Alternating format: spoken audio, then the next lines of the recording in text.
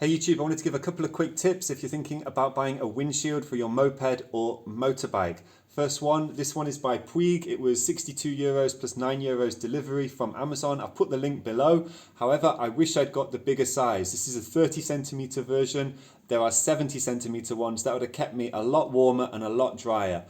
Basically all the air just goes up, over and gets you in the face. So if it's cold, sleet, snow, rain, it all seems to go in your face and get trapped in your head and your helmet, and you arrive somewhere with like a thick head with this freezing cold that you can't get out. So 70 centimeter versions are much better and they're only around 20 euros more. That's tip number one. Tip number two, these are really robust. I've had this for about 5 years. The moped's been dropped.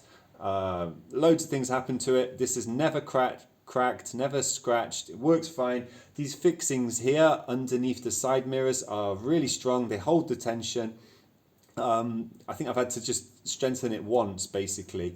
But the point is you could get a second-hand version. When people's mopeds get broken or they something happens to it and they sell the accessories, this is one you should definitely get. Just make sure all the fittings come with it, and then you're going to get a good deal.